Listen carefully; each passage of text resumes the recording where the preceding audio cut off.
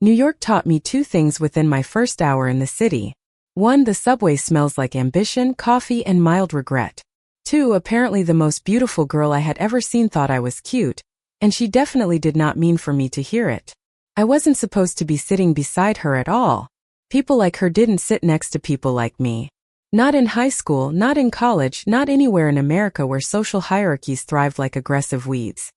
Yet there she was, legs crossed, sunglasses pushed up into her hair, looking like she had stepped straight out of a magazine and into my very normal, very chaotic life. And there I was, the new girl clutching a backpack with a broken zipper, smelling vaguely of airplane air and nerves. The train jerked, she shifted closer, and suddenly the distance between us evaporated into a tiny shared pocket of space that felt too warm for November. What she didn't know was that the universe was in one of its theatrical moods. Because right then, right in that unexpected closeness, I heard it.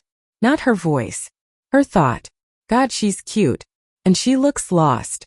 Should I say something? I froze so hard I forgot how to breathe. The universe froze with me like it was leaning in to see whether I would implode. I had never asked for this ability. I didn't even believe I had one until that exact second. But my stupid brain, after years of unexplained whispers and intuitive flashes, decided that moment sitting next to the city's most magnetic girl on a crowded subway was the moment to confirm it. Great timing. She didn't look at me. Or maybe she avoided looking at me. I couldn't tell. She kept her eyes on her phone, thumb scrolling, lips slightly parted, beautiful, careless, unaware. Another thought slipped out of her mind like a sigh. She probably thinks I'm one of those girls who takes too many selfies. Or maybe she thinks I'm snobby. God, get it together, Riley. Riley. Her name was Riley. And with that name came a tidal wave of associations, head cheerleader vibes, sunset warm confidence, the type of girl who everyone remembered even after she left the room. I wanted to stop listening. I really did. But unwanted telepathy apparently worked like a bad commercial. Once it started, it refused to shut up.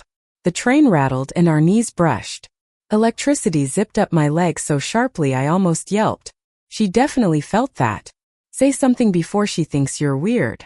Before I could panic, before I could even decide whether to run out at the next stop and change identities, she turned to me. Hey, she said, her voice warm, surprisingly soft. New here, I blinked. The city around us blurred into nothing, and suddenly we were suspended in a little bubble away from all the noise. Is it that obvious? I managed. Her smile hit me like sunrise. Let's just say you have the exact same look I had when I first moved here. Slightly terrified but cute. My soul promptly left my body. In a good way. Or a dangerous way. Probably both. She tucked a strand of hair behind her ear, hesitated, and then held out her hand. I'm Riley. I'm Ava. Ava, she repeated quietly as if she was tasting the name. I felt my cheeks grow warm. The train slowed, the lights flickered, and her thoughts slipped again. Please don't get off at this stop. My heart nearly stopped. Not because of the words but the emotion behind them. Raw, naked, hopeful. She liked me. Or at least she liked something about me. Enough to care if I stayed. The doors opened. People shuffled around us, the tide of New Yorkers moving like a living organism. The city breathed, impatient as usual. But Riley stayed still. And so did I. The train lurched forward again, and for the first time since landing, I felt like maybe I would survive this massive, chaotic city. We ended up getting off at the same station, walking the same direction, discovering that we lived only 3 blocks apart by some cosmic joke or miracle depending on how you looked at it. Riley talked. I listened. And every so often, her thoughts drifted through her mind like feathers. She has the sweetest smile. She's nervous around me. Don't mess this up. Just be normal. She didn't know yet that I could hear any of it. That I was trying my hardest not to react. That every accidental thought from her was rearranging something inside me. That first day, she insisted on walking me to my building. This place can be a lot when you're new, she said. It's easier not to do it alone. When she smiled at me again, everything inside me answered. Maybe I don't want to do anything alone anymore. The next week blurred into a montage of tiny, vivid moments. Riley texting me good morning with ridiculous emojis she refused to explain. Riley dragging me to a cafe she claimed made the best hot chocolate in Manhattan. Riley laughing so hard she snorted when I told her my worst travel story. Riley leaning close when we crossed busy streets, her arm brushing mine warm steady. She was everywhere and nowhere, soft and bright, contradictory in all the ways that made me unbearably aware of her. But with every day that passed, the tone of her thoughts shifted. I like her too much. She deserves someone who actually has their life figured out. Don't fall for her. Don't fall for her. The words pierced more than I wanted them to, because by then I was already falling. Hard. Not the cinematic kind of falling where violins play and everything slows down. Mine was more like tripping over a sidewalk crack and face planting into a crowded intersection. One cold November night, as we sat on her rooftop wrapped in one shared blanket, drinking hot chocolate that was too sweet, I made the mistake of letting my gaze linger. She made the mistake of noticing. "What are you thinking about?" she asked, voice small, cautious. 100 things. 1,000. All of them dangerous. Just how different everything feels since I met you, I whispered. Her breath hitched. Her thoughts. Please don't be saying this because you're lonely. Please mean it. Please be real. She turned to me, eyes wide, shimmering like she was holding something fragile inside. Ava, she said softly, I need to tell you something. But I don't want it to ruin what we have. The wind picked up. The city hummed below us. I braced myself. And then she said it. I like you. More than I should. More than I'm ready for. And it scares me. I felt the ground shift under us. Her thoughts followed, trembling. Please don't say you don't feel the same. Please don't walk away. Please don't let this be a mistake. I didn't walk away. I leaned in, close enough that our foreheads nearly touched. Riley, I whispered, you don't have to be scared with me. Her breath escaped in a shaky laugh. You say that like you know what I'm thinking. I froze just long enough for her eyes to narrow. Wait, she said. Do you? And just like that, I realized I might have fallen in love with the one girl who could ruin me with a single question. We sat there, two hearts beating far too loudly, on a rooftop in New York where everything felt both impossible and inevitable. And the real story had barely begun. Riley didn't say anything at first. She just stared at me like she was trying to read the truth straight off my skin. The rooftop air felt suddenly thinner, colder, but she didn't pull away. Her fingers tightened slightly around the edge of the blanket, knuckles whitening like she needed something to hold on to. Ava, she whispered. Are you telling me there's something you're not saying out loud? My pulse thudded so loudly I wondered if she could hear it. For a second, the world felt terrifyingly balanced on a single choice: tell the truth and risk losing her, or hide it and lose myself. I swallowed hard. I chose myself. I chose her. There's something different about me, I said quietly. Something I don't fully understand. Something I've tried to ignore for years. She didn't move, but her eyes softened. Different how I exhaled, watching my breath fog into the night like a confession. I can hear things sometimes. Not voices. Not external things. More like what people think. Accidentally. Only occasionally.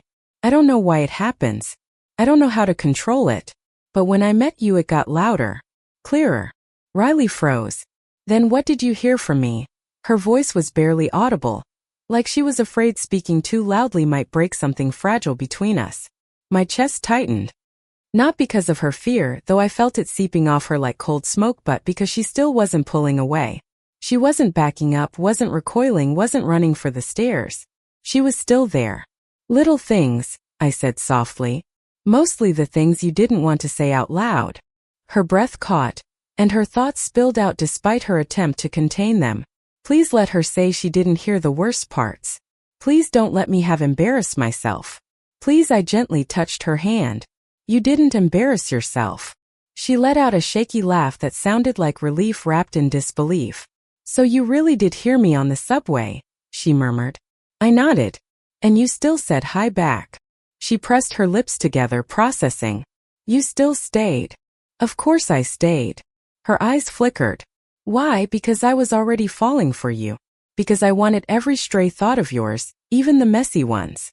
Because hearing you think I was cute was possibly the best thing that had happened to me that day, that week, maybe in my whole ridiculous life. But I didn't say any of that. Instead, I said the simplest truth. Because I like you too. Her breath trembled. Silence stretched between us, tender and electric. The city lights shimmered like stars that had gotten lost on their way down to earth. Finally, she whispered, "Ava, what if this is too much? What if I mess everything up?"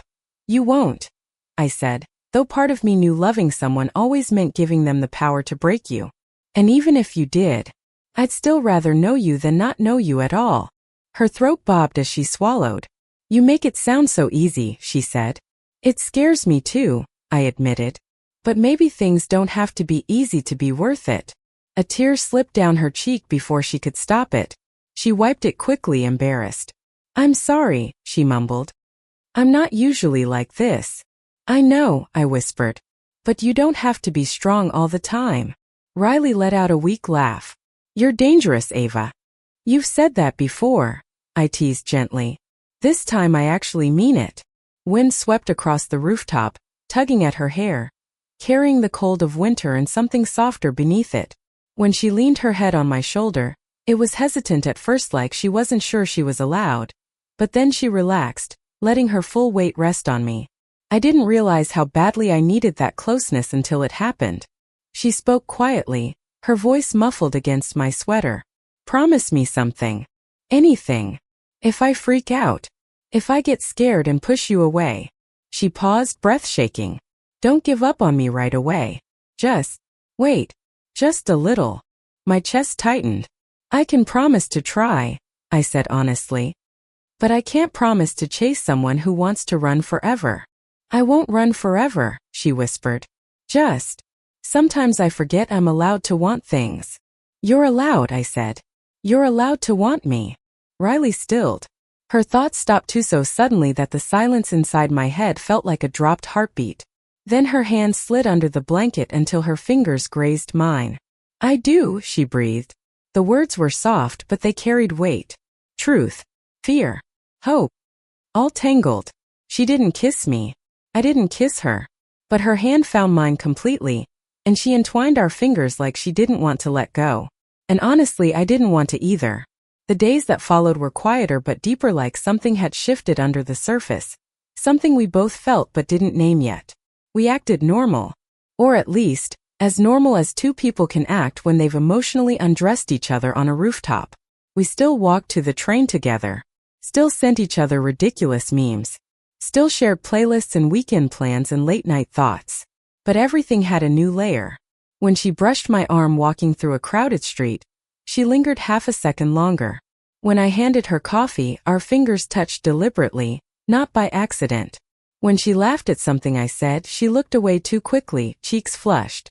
Her thoughts were different too. Warmer. Braver. But still laced with doubt.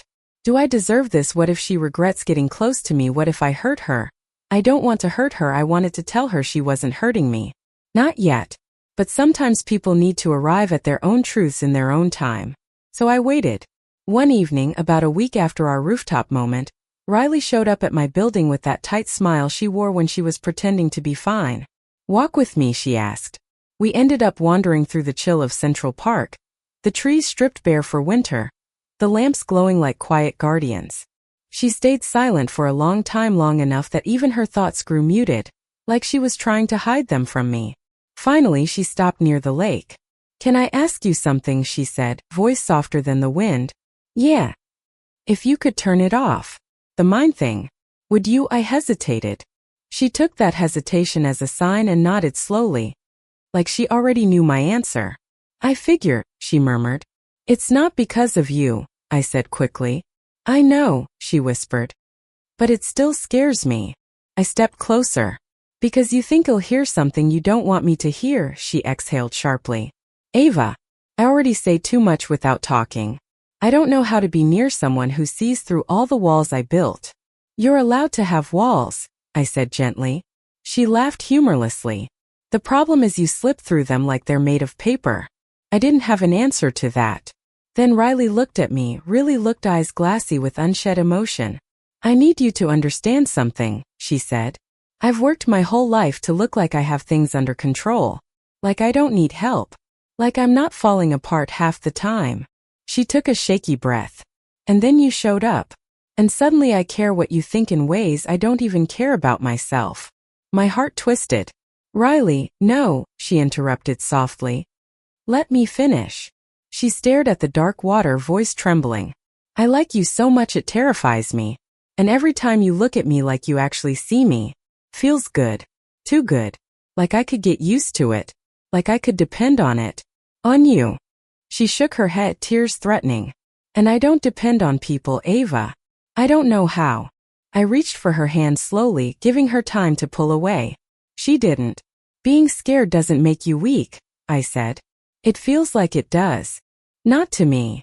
Her thoughts fluttered uncertainly. Please don't let me ruin this. Please stay. Please be patient with me.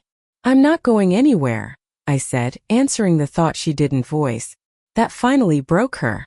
A single tear slipped down her cheek, and she let me wipe it away. Ava, she whispered.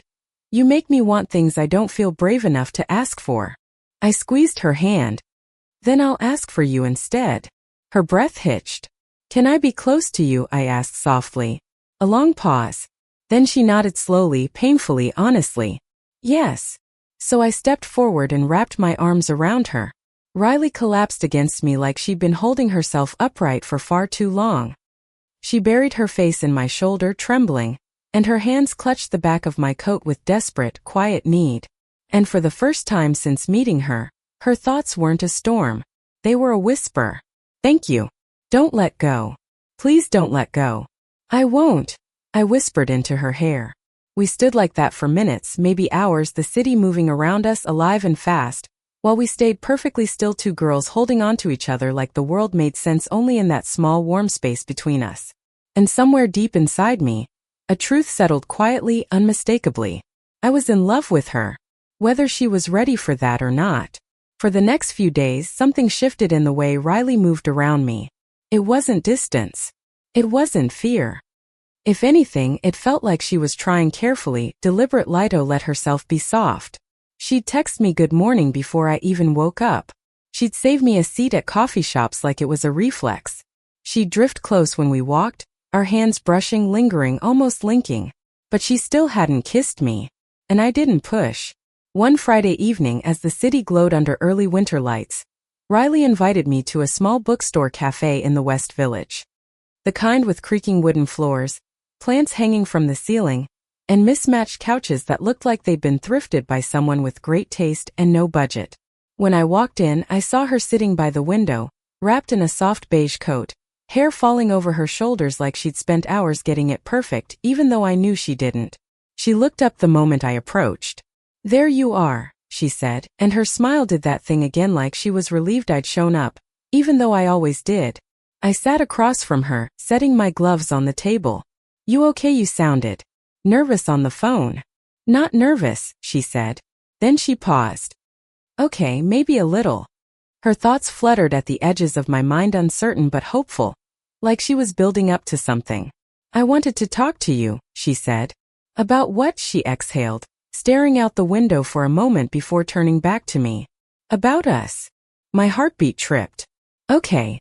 She took another breath, and I saw the moment she gathered every scattered piece of courage she had.